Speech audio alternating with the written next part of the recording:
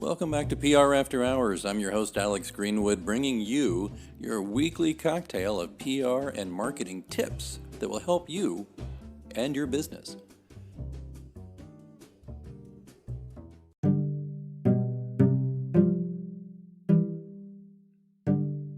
Stick around, we'll get started right after these messages.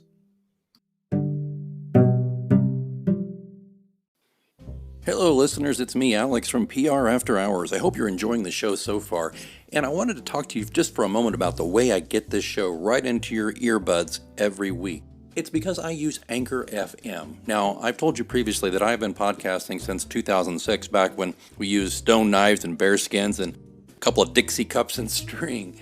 Anchor FM has really streamlined this and made it simpler for people who don't know the first thing about setting up a podcast or don't have, time to learn all the pro tools and stuff, because it's all right here. First thing it's important to know is it's free. There are certain tools that will allow you to record and edit your podcast right from your phone or computer. Anchor will then distribute your podcast for you so it can be heard on Spotify, Apple Podcasts, and many more. That's huge. Distribution is a big pain in the butt, to be honest with you, so it's really great Anchor FM can do that for you, and you're not paying hosting fees. That adds up every month. It's everything you need to make a podcast all in one place, so download the free Anchor app or go to Anchor FM to get started, and be sure to join me in the virtual cocktail lounge on PR After Hours.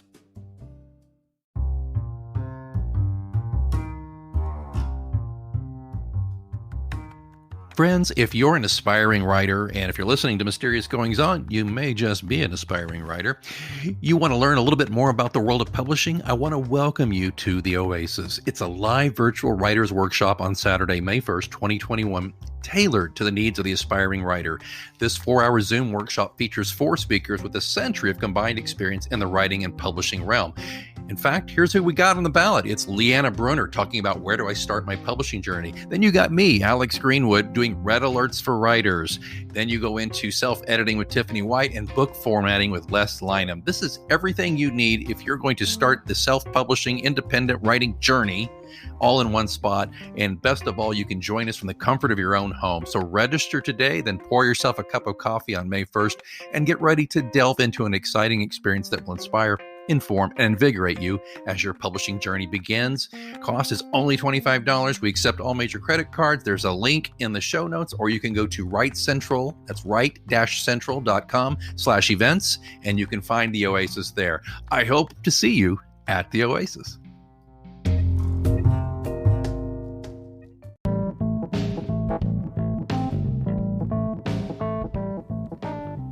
Hi, this is Julie Cortez, freelance rock star, coming at you. You are listening to PR After Hours.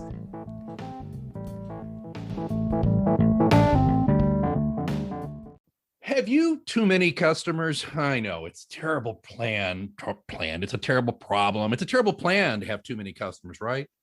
Sounds kind of silly, doesn't it? Or it sounds kind of unusual, sounds kind of strange. Well, that's because silly, strange, and unusual are the hallmarks of the virtual lounge here at PR After Hours. And all silliness, goofiness aside, I'm just in that kind of mood today. I'm really wonderfully blessed to have a great guest today. Alicia Butler Pierre is on the show. She's the founder and CEO of Equilibria Inc., a 15-year-old operations management firm specializing in business infrastructure for fast-growing companies. Her company is currently the world's largest and most comprehensive repository on business infrastructure for small businesses. It is at Equilibria where she invented, and she's going to have to make sure to chastise me for not pronouncing this correctly, the KasennuTM framework for business. Is that trademark? I can't tell. She's going to tell me. Infrastructure and software by the same name. She has since successfully applied this framework in over 30 different industries and counting. She has a BS in chemical engineering from Louisiana State University and an MBA from Tulane University, my old school. Just kidding. Alicia, welcome to the virtual lounge. Thank you, Alex. Okay, she's like already like, why am I on this show? You survived reading that bio with all of those complicated words. So congratulations. Thank you. Is it Kasennu? Is that trademark or is it KasennuTM? It's actually Kasennu trademark. Mm-hmm. Okay. So it's from two ancient Egyptian words. Oh, pretty good. Okay. Well, is this Wait, you can't just say that and I move know, on, right? like, Right. like we're ordering a burger and fries. What does that mean before we go any further? So Ka is the ancient Egyptian word for spirit, and Senu, Sennu, is the ancient Egyptian word for similitude or twin or clone. So the idea is that by going through that framework that I've entitled Kasenu, that you in essence are replicating the spirit or the essence of what makes your company so great in the first place. So that's what Kasenu is. See, that's why you paid the big bucks to go to Tulane. Because I'm telling you, my little school in Oklahoma did not teach me these things. This is marvelous. I learned that outside of school, though. Well, what they say about school that I think is true is they teach you how to learn. Maybe not, they don't teach you everything they just teach you how to learn. And it's obvious exactly. You were in the front row, Alicia. Okay. And I'm in a goofy mood today. She's rolling with it, folks. She's rolling with it. Listen, I love it. I love it because I'm silly too. I'm serious about my craft, and I know you are too, Alex, right. But I like to have a good time too. Okay, quick rabbit chasing for a moment then. Do you think people, and I'm talking independent of the pandemic, I'm talking just in general, do you think business people are they too unhuman? Do you think that the business people are a little too serious? Yes. In general, yes. Yeah. People are trying to prove a point. They're trying to climb some type of ladder, and it's not that serious. It's serious, but it's not that serious. There's so much more to life than trying to get up to that next level, whatever that next level is or looks like for you. Life is short. Have fun. Again, it doesn't mean that you don't take your craft seriously, but have some fun and smile. People, this is just a quick aside, Alex, but a lot of people, they often don't believe how old I am when I tell them. And they're like, well, what do you do? What's your secret? What kind of facial creams are you using? And I was like, I like to laugh. Laughter, I believe, is the best medicine, and I don't do drama. So there you have it. That's the formula for maintaining a youthful appearance. I want to say this, and I'm not looking, folks. I'm not like looking at Alicia's face right now. I can't see her. I see a beautiful picture of her, but and I can't see up too close too much because you do look like you're about 25. But the point being, I have always said this. I think the most attractive feature of someone are the smile lines on their face. You see what I'm saying? If you have it, I'm not saying you have any. I'm just saying that if you see that somebody smiles, they have the nice smile lines, right? Yeah. And I think that's a really appealing aspect of somebody's face. So I love what you're saying there. Thank you for that aside, and thanks for indulging me on that. Because I just think I'm with you. Life's too short. Let's just have a good time while we're here. So speaking of too many customers, what's that all about? What's going on with people who have too many customers? Well, Alex, I like framing what I do and why I do it in that context, because we always hear about small businesses failing within their first 3 years, right? Yeah. And it's usually because, there's so many different factors, but oftentimes, more than not, it's because they don't have enough customers. Well, what if they hire your PR firm and now they have a different type of problem? Now that you've been able to, let's say, help one of your clients get an appearance on their local morning talk show wherever they live, now they have this influx of business, all of this traffic coming to their website, their phones are ringing off the hook, and now they can't handle the volume. They can't handle the demand. The business can actually fail because they have too many customers. And the reason that happens oftentimes is because they don't have the operational, or what I call business infrastructure, in place to support that surge or that spike in the demand. They don't have the people, the processes, or the tools and technologies to be able to facilitate and sustain that growth, that growing demand. Alicia, in my line of work, well, one of the first things I tell clients is we can't guarantee that we're always going to get you on the Today Show or the front page of the New York Times or even your local news. It's just how it is. We have to be creative to try to get people there. But say we do. One thing I have to always ask clients, I say, let's just assume, let's go ballpark this, folks. Let's blue sky think this a little bit. What if we did get your product rollout in the Wall Street Journal? Can you handle the likely influx of, at the very least, interest? Can your website even handle it if thousands of people in like a span of 6 hours funnel in there and try to read up on who you are? If they're interested in buying, can they handle those orders? Can your crew handle it if they're going to have to work 24/7 for 3 days to keep up? Those are the questions we ask. And to your point, I don't think a lot of them really have thought through that far. No, they haven't. We just know that we want the publicity. We want the attention. We want to attract those potential customers and clients to our respective businesses. And we spend so much time erecting or building what I call the facade, or that outer layer, what's customer facing, to the detriment of what's going on behind the curtain or under the hood, right? Or that back office, as it's often described. So yes, we can spend time making sure that we have the hair and makeup and the right clothing, so that when we have our TV appearance or we go on that photo op, if we appear on a radio show, whatever the case may be, we spend so much time focusing on that you're right. We can ignore the fact that, well, what if there's all of this traffic that goes to our website? Will it crash?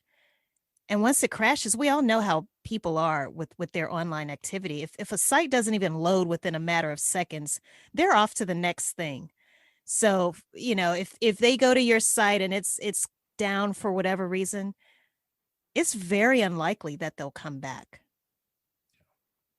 So is there a as a consultant on this, as a coach on this, is there a process that you work through with your clients? Is there kind of you mind giving us kind of the 10,000 foot view of how you onboard a client and some of the kind of questions you ask to get them thinking properly about this? Yes. So one of the things that I'm almost always asked is, do I work with startups? And the short answer to that is no.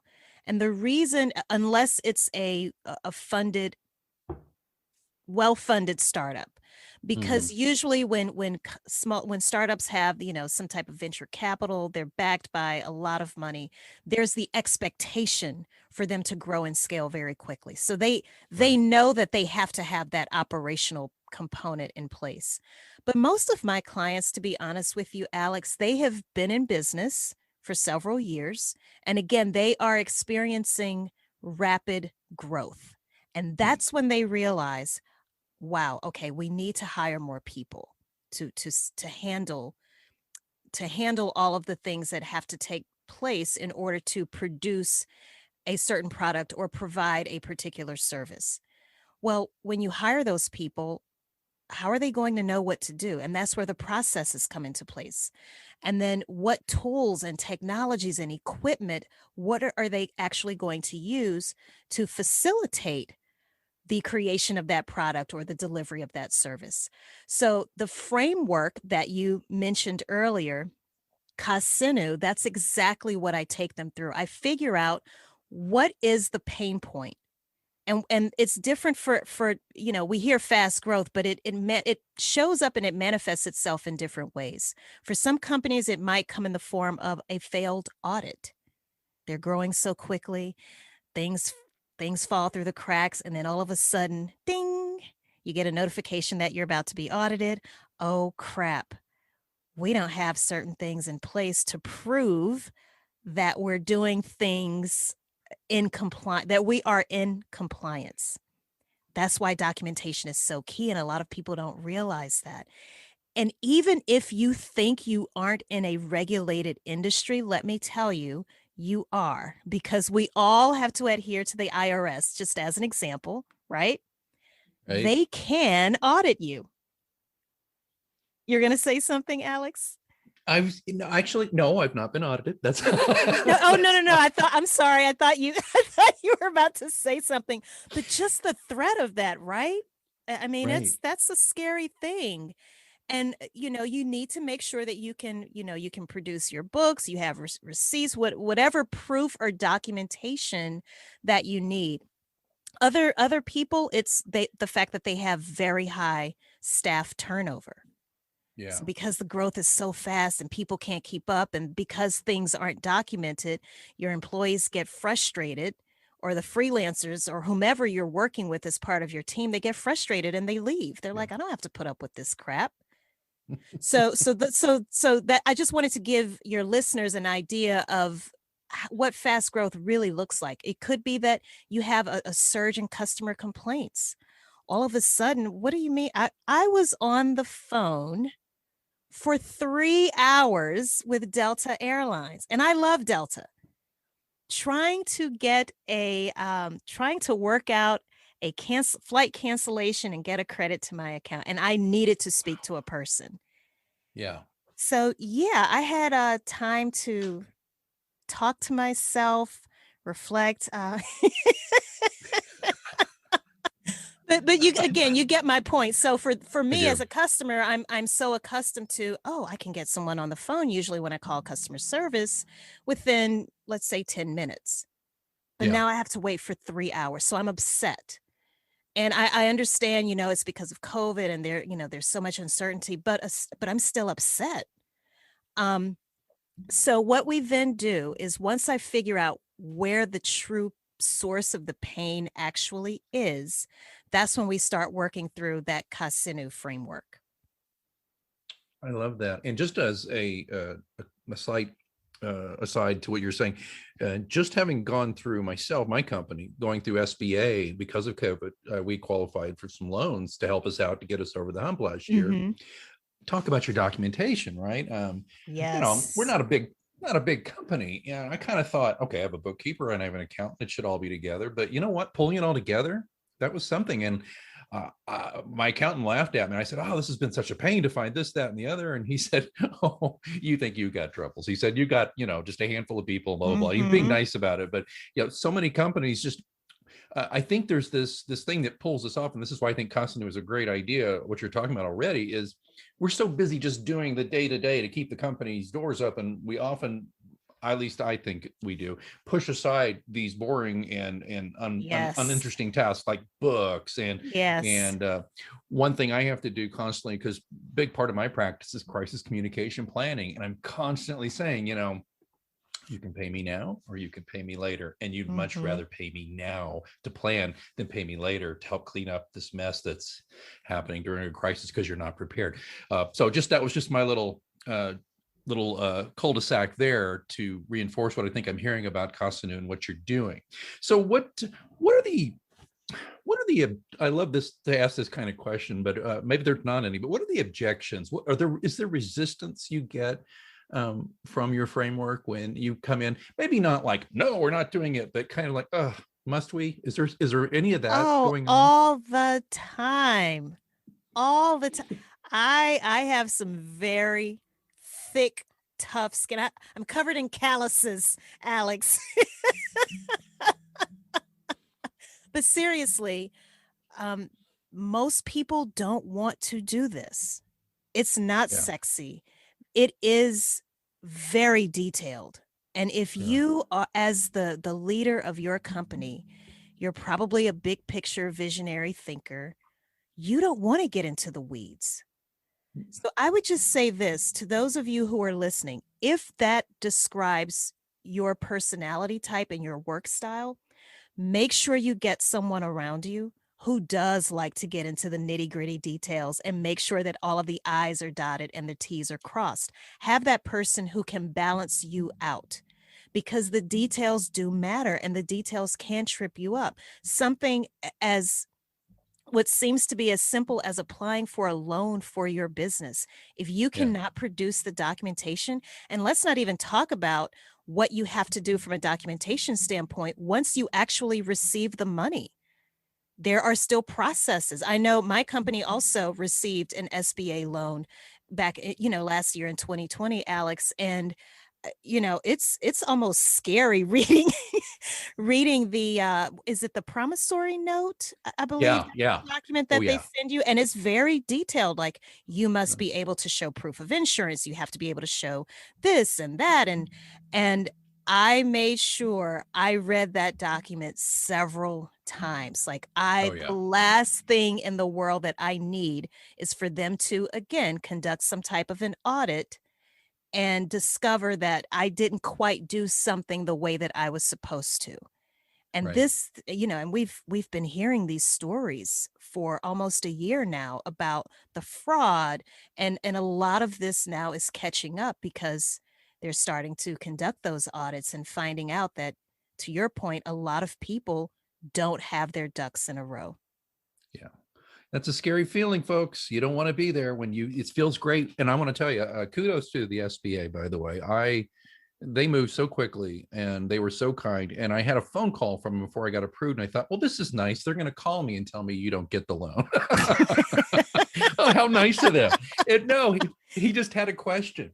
And it was a simple question, but he had to verify something, right, Alicia? So I said, Mhm. okay. And I told him, he goes, all right, well, you should find the deposit in your account within a few days. I said, I'm sorry, excuse me, what?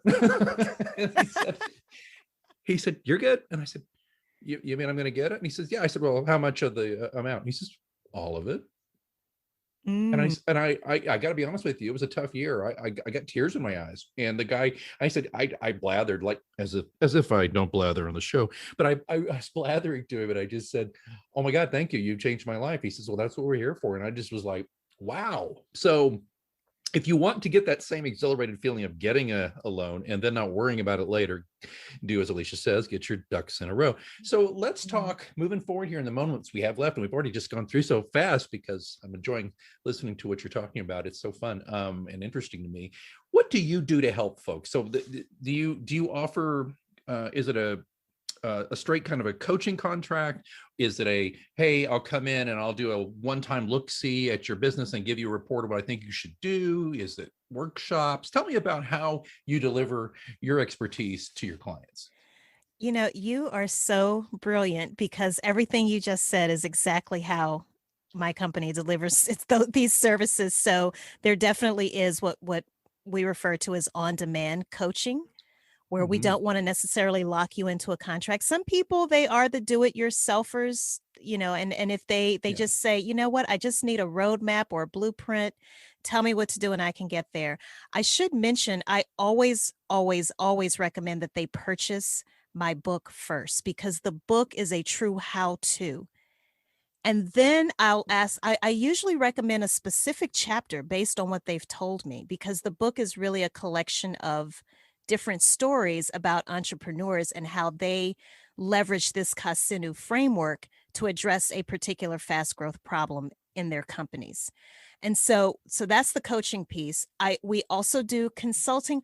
We're doing less of the consulting just because these are the projects. They can be long. This is not something that's short, quick, and overnight. We do projects, but we're a lot more selective on that consultation side. But then there are the workshops, and we're also working on software, Alex.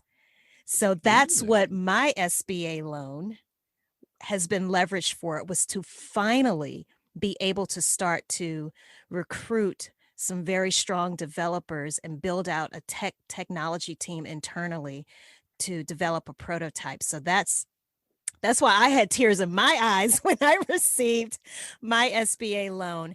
And I also have a podcast. It's called the Business Infrastructure Podcast. So that's also an incredible resource for people who want to know exactly how to address a particular growth challenge that they might be having in their company.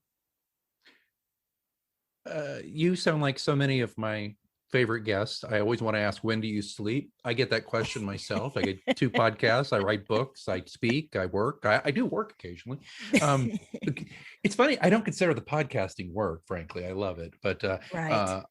I don't think you dropped the name of your book. What is the name of that book? Oh, the name of the book is Behind the Facade. So I was using that term earlier, how we spend so much time building the facade that Facade.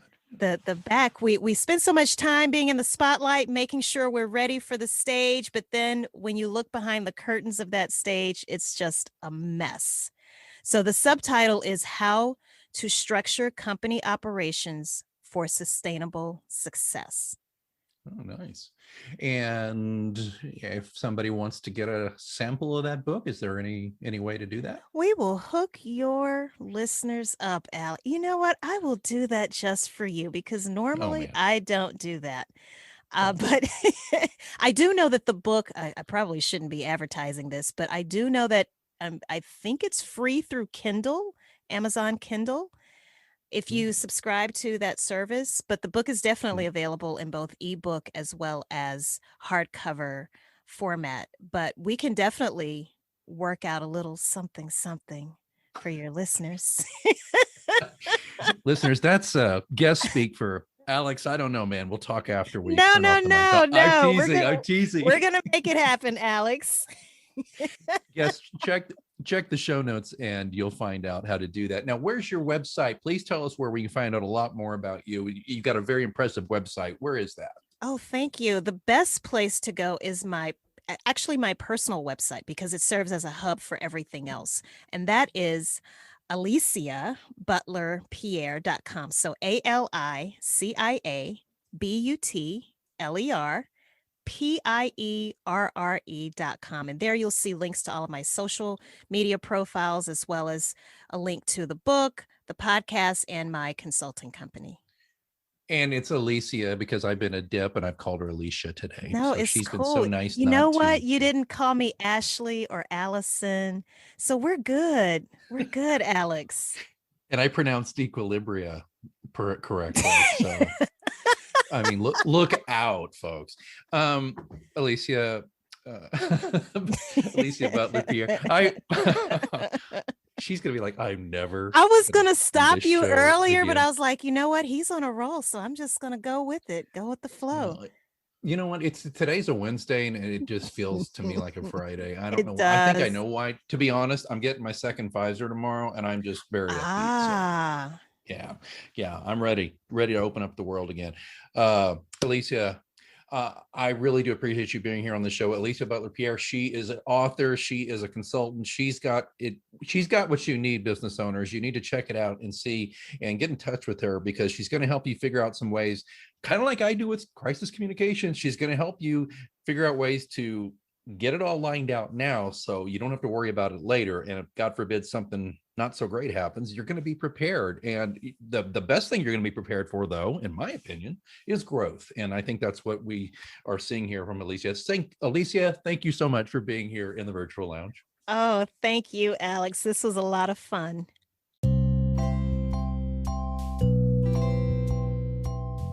Don't know if you've heard me say this before, but I'll say it again. Ratings and reviews are crucial to the growth of this podcast. Reviews help potential new listeners to figure out if the show is right for them and whether or not they want to subscribe. Positive reviews act as social proof to bring in new listeners.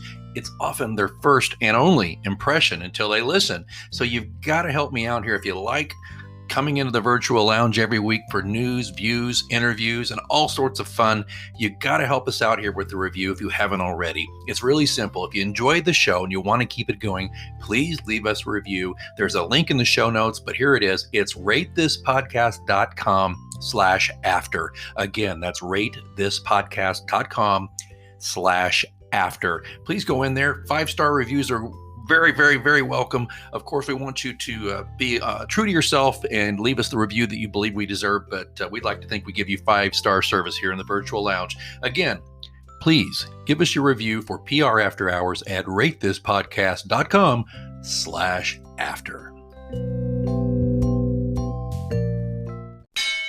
Oh, you know what that means? Looks like it's last call here at your virtual lounge for PR news, views, and interviews. Don't forget, you can ask me a question anytime. You can do it through our Twitter account, which is @HoursPR, or even better, you can send me a message vocally. I would love to hear your voice, and I'll answer it on the show. There's a link in the show notes. All you have to do is sign up through Anchor FM. It's free, doesn't take long. and you record your message. I get the message. I will play your audio. Just give me your first name and the city you live in, and then I will answer the question to the best of my ability right here on the show. Don't forget to, if you're enjoying this podcast, you can support it and help increase the frequency and value of the show. Just consider being a sponsor for your brand or your agency or just yourself because you're like, I like this show. Or just drop a few coins in the virtual tip jar. Either way, there's links in the show notes. Please check that out. All of that, of course, being in the show notes where you're listening right now or at prafterhours.com. I see that they're turning up the lights. Last call is over, and I've got to clean up this virtual lounge. And until next time, I'm Alex Greenwood, and you've been listening to PR After Hours on Anchor FM.